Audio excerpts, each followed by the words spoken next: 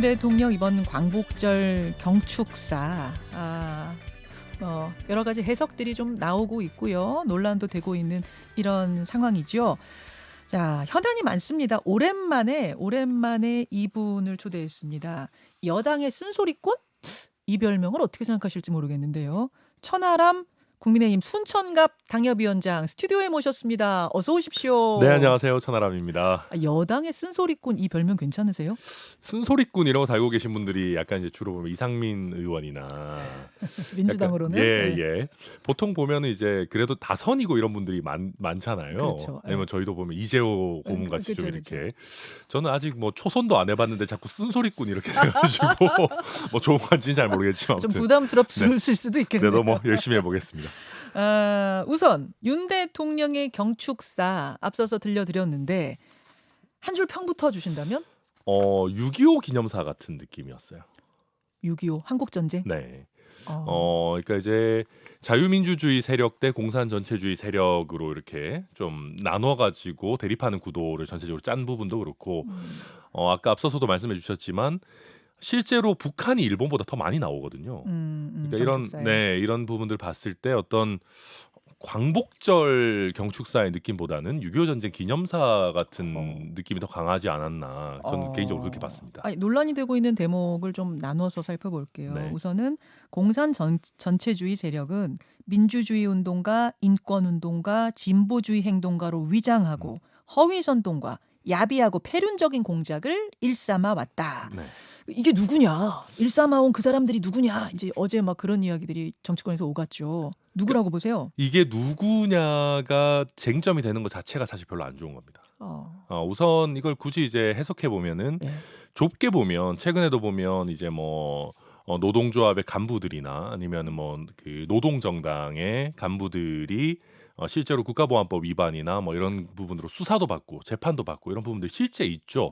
그런 분들을 좁게는 특정했다라고 할 수 있을 것이고 좀 더 넓게 보면 좀 종북주의적인 색채를 가지고 있는 뭐 정치인, 시민단체, 노동운동가 뭐 이런 분들을 포괄해서 얘기하는 걸 텐데 근데 이 부분이 제대로 어떻게 보면 핀포인트 돼서 특정되지 않다 보니까 약간 이제 특히 윤석열 정부를 지지하지 않는 분들 입장에서 이거 들으면은 아니 윤석열 정부에 반대하면 다 무슨 뭐 반국가 세력이고 공산 전체주의 세력이고 뭐 야당이랑 친한 사람들은 그럼 다 무슨 뭐 공산 전체주의 세력이냐 뭔가 어떤 생각이 다른 사람들을 배제하려는 언어를 쓰는 거 아니냐. 갈라치는 거냐? 그렇죠. 뭐 이런 생각을 한다. 이런 식으로 느끼게 되는 거죠. 아니 경축사에 왜 대통령이 저렇게 갈라치기를 하시지? 이제 이런 그렇죠. 반응이 나올 수 있다. 우리 민족 전체 기쁜 날에 왜 이걸 갈라치기 프레임, 뭔가 나누는 프레임으로 가지라는 인상을 강하게 줄 수 있고 실제 그 의도가 아니더라도 그렇게 오해할 만한 여지를 뒀다. 그렇죠. 그리고 실제로 쓰는 용어들이 보면은 굉장히 좀 공격적이에요. 보면 뭐 패륜적인 뭐 이런 식으로 이제 나오면서 좀 세게 나오다 보니까 아니 이걸 그러니까 광복절에 두 개 섞였네요. 네. 왜 이런 좋은 날에 이렇게까지 공격적인 어떤 프레임 전쟁을 해야 되는 거냐 생각이 드는 거죠. 그랬다고 보죠. 왜 이런 논란이 있을 거라는 걸 아마 뭐 참모들도 다 예상을 했을 텐데. 저도 처음에는 이게 약간 이제 우리 지지율이 좀 왔다 갔다 하고 하다 보니까 좀 뭐 TK 위주 내지는 좀 고령층 위주로 약간 그 지지율을 어느 정도는 안정적으로 갖고 가자. 지지층 결집 용도가 아니냐 이런 생각했었는데 그렇다고 하기에는 너무 자주 하셨어요.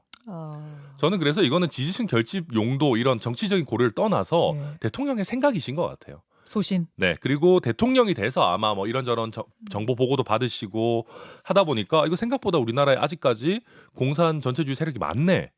척결해야 되겠다. 이걸 강조해서 국민들에게 경각심을 심어야 되겠다라는 이쯤 되면 진정한 대통령의 생각이라고 저는 읽혀요. 이건 진심이다. 그래서 강조라고 알려야 된다는 생각에 기회가 있을 때마다 얘기하고 있는 저는 거다? 그러신 것 같습니다. 이거는 뭐 한두 번이면 지지층 결집용이라고 할 텐데 저는 그 단계도 이미 뛰어넘은 것 같아요. 근데 이제 민주당에서는 어떤 반발이 나왔냐면 오늘 대통령의 광복절 경축사는 없었다. 극우 유튜버나 아스팔트 우파 같은 독백만 있었다. 마치 극우 유튜버가 유튜브 방송하는 것 같았다. 지금 그 논평이 나왔어요. 그러니까 이제 이런 논평 가지고 이제 국민의힘에서는 뭐 찔리냐 그런 거잖아요. 도둑이 재발절이냐 또 이런 그렇죠. 논평 나오죠. 아니 뭐 당신들이 공산 전체주의 세력 아니면 뭐 이렇게까지 과하게 반응할 필요 있냐라고 얘기하는데 물론 민주당이 너무 또 과하게 반응하는 것도 다소 웃긴 일이기는 합니다만은 저는 그렇다고 하더라도 아까도 말씀드렸듯이 이번 그 경축사 같은 경우에는 조금 너무 지나치게 공격적이고 대립적인 언어가 많이 있었던 것은 맞다. 그래서 지금 민주당의 논평도 물론 너무 좀 센 부분은 있지만 대통령한테 막 유튜버냐 이거는 좀 과한 느낌이 있고 그 여러 유튜버와 관련된 논란들이 이제 엮으려고 하는 정치의 의도도 있겠지만은 확실히 좀 경축사 자체가 좀 대립적이었던 건 맞습니다. 그건 맞다. 네. 사실 자리가 자리니만큼 그러니까 광복절 행사니만큼 일본 과거사에 대한 유감은 늘 그렇듯 나올 거라고 생각을 했는데 이게 안 나온 것도 일본 과거사에 대한 언급이 없었던 것도 특이했어요. 오히려 파트너적인 협력만을 강조하는 이 부분은 어떻게 평가하세요? 제가 이제 아까 6.25 기념사 같다는 얘기를 드렸는데 저는 이 대목과 관련해서는 문재인 대통령 때 6.25 기념사 같다는 느낌 받았어요. 잠깐만요. 6.25 기념사 중에서도 문재인 대통령 때? 그게 무슨 말씀이세요? 무슨 얘기냐면 문재인 대통령 때 6.25 기념사 하고 나면 보통 보면 우리 6.25 전쟁 때 유공자분들 막 이렇게 막 앉혀놓고 그 다음 날 되면 기사 헤드라인이 보통 북한에 손 내밀어. 그런 거였어요. 항상 북한과 미래지향적인 관계, 우리 앞으로 같은 민족끼리 더 협력해야 되고 거기서 북한의 남침을 규탄하거나 북핵을 규탄하거나 뭐 북한의 전체적인 인권 침해나 뭐 약속을 안 지키는 부분들을 비판하거나 이런 부분이 보통 굉장히 적었어요. 그때 이제 저희가 주로 했던 얘기들이 아니 이게 지금 6.25에서 전쟁 영웅들 모셔다 놓고 할 얘기냐라는 얘기들을 했었었거든요. 그럴 때 이제 민주당이나 문재인 정부에서는 미래지향적인 민족 같은 민족으로서의 미래지향적인 점에 더 방점을 뒀다 이렇게 얘기했죠. 늘 그렇게 얘기했었는데 근데 한번 잘 생각해 보십시오. 그렇게 해서 문재인 정부 내내 북한이나 중국과의 관계 개선에 굉장히 힘을 썼지만은 그게 국민들이 동의할 수 있는 정도의 어떤 메시지나 속도가 잘 아니었어요. 그러다 보면 반작용이 튀어나오거든요. 그러니까 저는 우리 대통령의 메시지를 보면서도 물론 우리가 일본과 미래지향적인 관계를 추구해 나가야 되겠지만 많은 국민들이 아니 쟤네 제대로 사과도 안 하고 반성도 안 하고 아니 우리가 뭐 대단한 거 바라는 것도 아니고 좀 진정성 있는 꾸준한 사죄와 반성은 좀 있어줘야 되는 거 아니냐라는 생각이 있는데 그걸 대통령께서 얘기 안 하시면 오히려 반작용이 튀어나오거든요. 저는 그런 면에서 이번에 과거에 대한 어떤 사과 반성 요구하지 않은 거는 오히려 일본과의 미래지향적 관계에 해가 된다라고 보고요. 또 한 가지는 지금 야스쿠니 신사에 참배하고 공물 복납하고 그랬잖아요. 이거 몰랐겠습니까? 아유, 뭐 이거 당연히 예상 가능한 예상 거죠. 가능하잖아요. 항상 그랬으니까. 왜냐하면 기시다가 요새 또 지지율이 안 좋거든요. 일본에서. 그럼 보통 그런 거 하잖아요. 더 하죠. 그러면 우리 외교안보 당국에서 이거 할 건데 그럼 미리 사전적으로 어떤 경고 내지는 규탄의 메시지를 녹여 넣자라는 얘기가 나와야 되고 그게 경축사에 들어가야 돼요. 왜 그런 참모들이 조언을 안 한 거예요? 못 한 거예요? 왜 안 넣었어요? 아마 높은 확률로 조금 있으면 이제 한미일 정상이 캠프 데이비드에서 얼굴을 이제 맞대지 않습니까? 맞대죠. 그러니까 좀 이제 뭐 일본에서 불편할 만한 내용들 빼고 좀 미래지향적인 느낌으로 가자라고 판단했을 수가 있는데 근데 이게 우리 국민들이 봤을 때는 잘 납득이 안 된다는 거죠. 지적할 부분은 지적하고 그리고 경축사에서 어느 정도 지적할 부분 지적하고 캠프 데이빗에 만나가지고 또 풀고 미래지향적이고 안보 협력 이런 거 논의하면 되잖아요. 그럼요. 뭐 TPO가 나눠가지고 하면 되는 건데 그런 면에서 어찌 보면 지금 일본에 대한 메시지가 국민들이 동의할 수 있는 수준과 속도가 아닌 것 같다. 반작용이 나올 수 있다. 좀 걱정이 됩니다. 알겠습니다. 김현정의 뉴스쇼 국민의힘 천하람 순천갑 당협위원장과 함께하고 있습니다. 여당에 떨어진 새로운 숙제가 하나 있어요. 새로운 고민거리. 바로 광복절 특사로 사면 복권된 김태우 전 강서구청장. 개인적으로 좀 아세요? 아니 뭐 개인적으로 그렇게 잘 알지는 않고요. 제가 이제 지난번에 지방선거 때 공천관리위원 했었기 때문에 이분 공천 심사했던 것만 기억납니다. 네. 사실상 출마 선언을 했다고 봐야죠. 어떻게 그렇죠. 그렇게 보시죠. 다시 강서로 돌아가겠다 이 문장. 사실상의 출마 선언. 일단 사면의 적절성부터 좀 따져보겠습니다. 대법원의 형이 확정된 지 3개월 만에 사면. 이 자체는 어떻게 보십니까? 저는 부적절하다라고 봅니다. 억울한 공익제보자이기 때문이다. 뭐 이렇게 지금 여당에서 설명하는데 여당의 주류 생각과 다르세요? 그거 우리 생각이지 않습니까? 여당 생각? 네. 그러니까 무슨 얘기냐면 물론 그런 부분들이 분명히 있겠죠. 예. 그런데 우리 생각은 그렇고 민주당에서 그거 동의하겠습니까? 안 하고 있어요. 안 하죠. 안 하더라고요. 예. 그러면 우리 생각과 남의 생각이 다를 때 예. 사회적으로 그거에 대해서 최종적인 결정을 내주는 기관이 어디입니까? 법원? 사법부잖아요. 근데 대법원의 확정 판결이 나왔는데 그걸 존중하지 않는다라고 하면은 우리가 항상 법치를 강조하는데 과연 그런 우리 보수 정당의 태도, 뭐 내지는 윤석열 정부의 태도와 부합하느냐?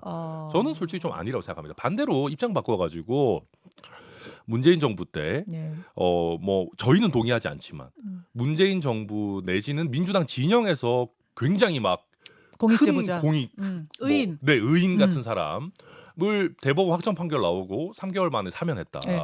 저희가 가만히 있었겠어요? 아하. 저희가 막 대법원 판결 뭐 존중해라. 역시 민주당 맨날 법원하고 싸우고 뭐 사법부 무시하고 판결 나와도 존중도 안 한다 막 이랬을 텐데. 아하. 입장 바꿔가지고 봐야 되는 것이거든요. 그러면 이런 논란이 나올 거를 누구나 예상할 수 있었을 거예요. 그렇죠. 형확정 3개월밖에 안 됐으니까. 그럼에도 불구하고 대통령이 이렇게 사면을 한 이유는 뭐냐? 저는 설마 이번에 또 강서구청장 내보내진 않을 거라고 믿고 싶고요. 그러면 저는 진짜 웃으면서 얘기하시는 거는 믿고 싶은데 그렇게 될 것 같다? 아니요. 저는 정말 그러면 망할 것 같습니다. 망합니까? 김태우 전 구청장 다시 공천하면 망합니다. 왜냐하면 김태우 구청장이 망한다는 거예요? 당이 망한다는 거예요? 저희가 뭐 굳이 따지면 지금 지도부가 망할 겁니다. 왜냐하면은 강서구청장이 앞으로의 수도권 표심을 정확하게 보여주는 하나의 가늠자가 될 거거든요. 10월 선거가. 그렇죠. 10월 선거 하나밖에 없어요. 지금 바로미터죠. 총선 바로미터. 그렇죠. 근데 김태우 구청장 내면은 보궐선거에 책임 있는 사람 또 내냐. 어찌 됐든 간에 우리가 어떻게 보든 간에. 그분 때문에 생긴 보궐선거인데 그분이 또 나간다. 그렇죠. 이건 저희가 어마어마한 모래주머니를 달고 뛰는 건데 그랬다가 저희가 스코어 차이 많이 나서 참패하면은 지금 지도부 그거 어떻게 버텨내겠습니까? 그래서 아마 그렇게는 못할 거라고 보고요. 굳이 이걸 정치적으로 보면 차라리 매 먼저 맞고 간다 이런 거 아닐까요? 그 무슨 말씀이세요? 그러니까 지금 해서 좀 맞고 구청장 보궐선거 안 내면 그래도 최소한 구청장 보궐선거 안 냈네라고 한번 이렇게 사면으로 약간 넘어가서 다음번 총선 때 내려는 거 아닐까? 저는 그렇게 봐요. 네. 대통령의 의중이 있다면 그건 어쩌면 총선일 수 있다. 네, 왜냐하면은 약간 이제 국민들이나 이제 우리 강서 구민들 느끼시기에도 그래도 바로 다음에 있는 보궐선거에는 안 냈으니 나름대로 도리는 했고 한번 어떻게 보면 좀 쉬었고 다음 총선에 나오면 이런 논란이 좀 덜할 거거든요. 그래서 그런 정도의 포석이 아닐까. 그래서 조금 일찍 한 거 아닌가 그런 생각이 들어요. 총선 정도에 나가는 거에 대해서는 뭐 동의하세요? 저도 별로 저는 애당초 사면이 부적절하다고 보기 때문에 별로 좋게 보진 않지만은 만약에 전략공천 이런 게 아니고 경선을 한다면은 그거 어떻게 맞겠습니까만은 전략공천하는 건 저는 좀 부적절할 수 있다 봅니다. 총선 얘기가 나온 김에 더 가죠. 천하람 위원장 순천 출마는 어떻게 순조롭게 좀 잘 준비하고 있습니까? 저는 나름대로 열심히 잘 하고 있는데 방해하는 분들이 많아가지고 누가요? 잘 모르겠습니다. 중앙에서 별로 도와주시질 않아서 그래도 열심히 해야죠. 지금 순천은 지역구가 하나죠. 그러니까 조금 이상한 게 순천이 이제 원래 인구가 늘어가지고 두 개로 쪼개져야 되는데 그게 잘 못 쪼개고 이 기존에 기득권이 있으니까 순천의 신도시 하나를 떼서 이제 광양에다가 붙여놓은 좀 이상하게 게리맨더링 돼 있는. 그래서 지금 어쨌든 지역군 하나죠. 네, 맞습니다. 가불이 아니라 그냥 하나죠. 순천, 광양, 곡성굴의 가불 뭐 이렇게 돼 있습니다. 이상하게.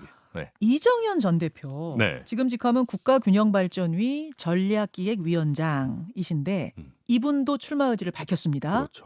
이분이 이제 그 지역구의 전 의원 아닙니까? 국민의힘 출신의. 두 분이 경선 치르게 되는 건 아니에요 혹시?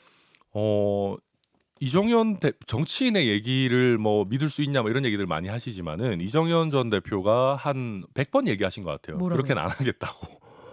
천하람하고나 경선 안 한다?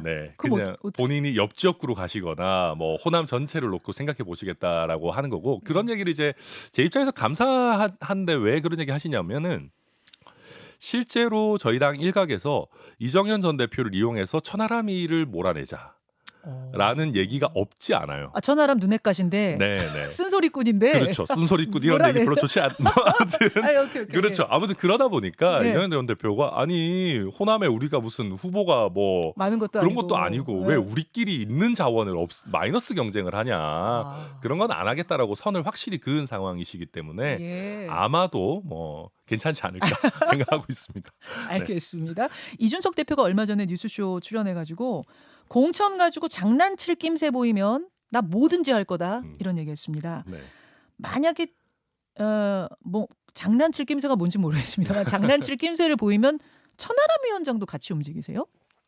근데 그거는 이제 상황을 좀 봐야 될 것 같아요. 뭐 무조건 막 같이 합니다 이렇게 얘기 드릴 수는 없고 가정적인 거니까 그때 당시의 상황이나 뭐 환경이나 이런 걸 봐야 되겠죠 뭐. 네. 지금 같이 뭐 여의도 재건축 저희 여의도 재건축 조합 유튜브 하고 계시죠. 네네. 네, 같이 만나서 근데 이야기. 사실은 같이 유튜브 한다고 해가지고 정치적인 결정을 전부 다 같이 해야 된다고 하면은 그건 무서워서 유튜브 같이 어떻게 하겠습니까? 이준석 전 대표는 어떻게 한다는 거예요? 공천 가지고 장난칠 낌새 보이면 나 뭐든지 하겠다는 게? 지금 이제 이준석 대표 입장에서 사실은 굉장히 좀 뭐 늘 그런 얘기 하잖아요. 뭐 노원 출마하는 거는 상수고 뭐 이걸 가지고 장난치려고 하면 보다 능동적으로 뭐 미리 신당 창당 무소속 모든 옵션을 열어두겠다 이런 얘기를 하고 있는 건데 뭐 일단 저는 그 자체로 듣고 있고 그리고 제가 최근에 이제 국민의힘 기류를 좀 보는 거는 용산은 잘 모르겠는데 네.